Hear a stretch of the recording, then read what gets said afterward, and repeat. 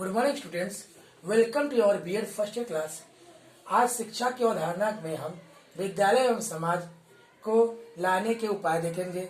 इससे पहले हम लोग देखे थे विद्यालय एवं समाज की आवश्यकता। आज जो है क्यों विद्यालय के सभी बच्चों को लाना चाहिए उसके लिए देखते हैं। पूर्व में अंग्रेजों द्वारा जो अपनाया गया शिक्षा उसी को हम लोग जैसे का तैसा अपना लिए थे, जैसा लगा उचित लगा चाइना लगा। लेकिन बाद में स्वतंत्रता के बाद हमें महसूस हुआ कि कुछ इसमें परिवर्तन करना चाहिए।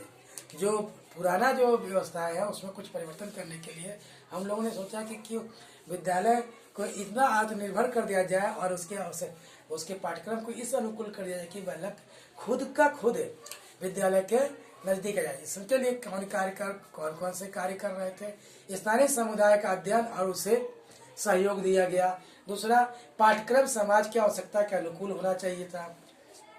विद्यालय समाज का उपयोगी सूचना प्रदान करे।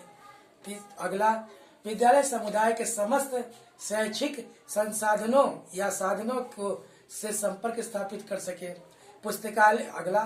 पुस्तकालय और वाचनालय समाज के लिए भी खुले रहे।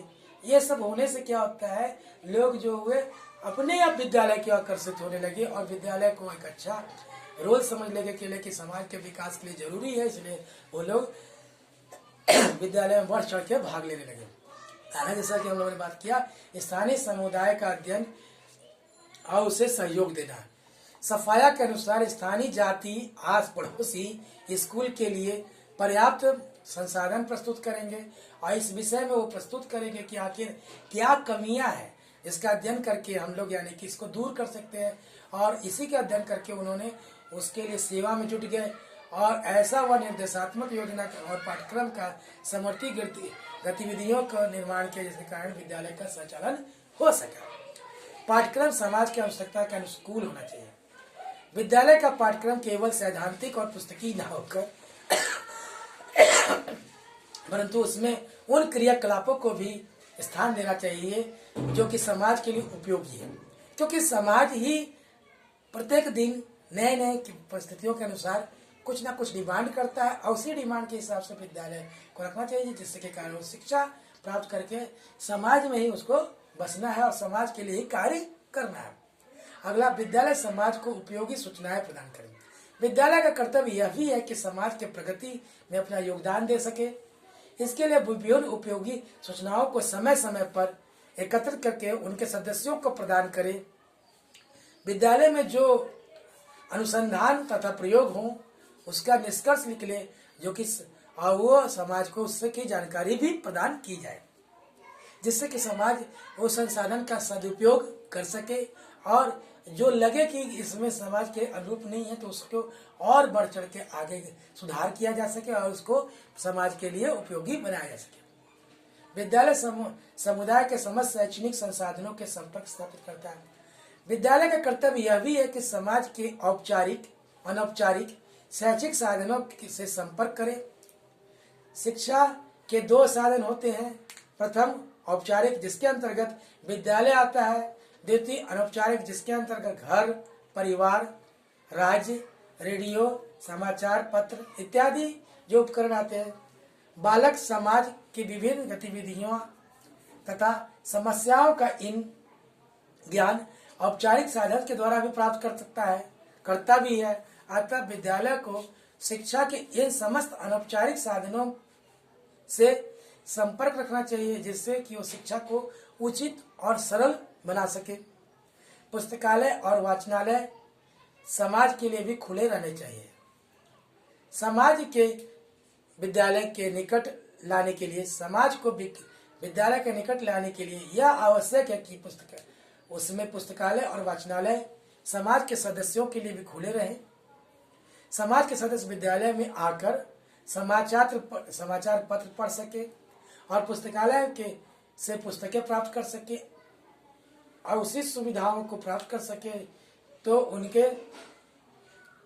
इस तरह से विद्यालय के प्रति अपनत्व अपनाएंगे। जैसे बनारस और बड़े बड़े शहरों में आज भी वाचनालय चल रहे हैं।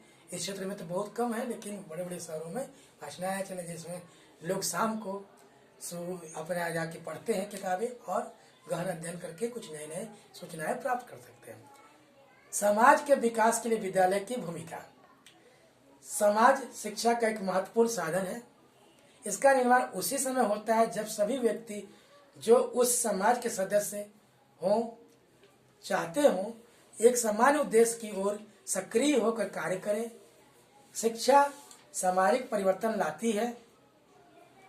एक समान उद्देश्य की ओर सक्रिय होकर जब वो कार्य करेंगे तो शिक्षा के द्वारा किसी भी समाज के जीवन में उन्नति लाई जा सकती है। बालकृष्ण जोशी का कथन है कि किसी भी राष्ट्र की प्रगति का निर्माण विषयता सभाओं, न्यायालयों और कारखानों में नहीं होकर बल्कि विद्यालय में होता है।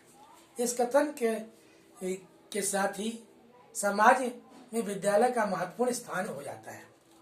समाज के विकास के लिए विद्यालय के निम्नलिखित भूमिकाएं हैं। पहला, विद्यालय को सामाजिक केंद्र के रूप में विकसित किया जाना चाहिए।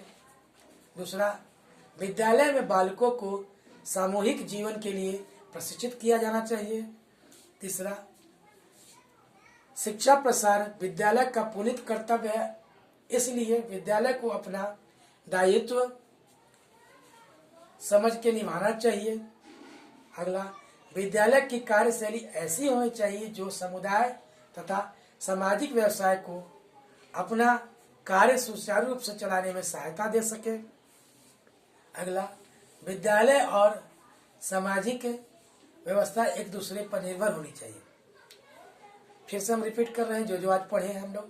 पहला, लाने के उपाय में स्थानीय समुदाय का अध्ययन और उसके सहयोग होने चाहिए। दूसरा, पाठ्यक्रम समाज की आवश्यकता के अनुकूल होना चाहिए। तीसरा, विद्यालय समाज को उपयोगी सूचनाएं प्रदान करे। अगला, विद्यालय समुदाय के समस्त शैक्षिक साधनों का से संपर्क स्थापित कर सकते या जोड़ सके कि साधन का क्या उपयोग है। अगला, विद्यालय और वाचनालय समाज के लिए भी खुले रहने चाहिए। और विद्यालय की जो मुख्य भूमिका है वो एक दूसरे पर निर्भर है। समाज पर विद्यालय कहीं से अलग नहीं हो सकता, एक दूसरे जुड़ा हुआ है। कल की कक्षा में हम पढ़ेंगे विद्यालय, घर, समुदाय की अंतर निर्भरता। धन्यवाद।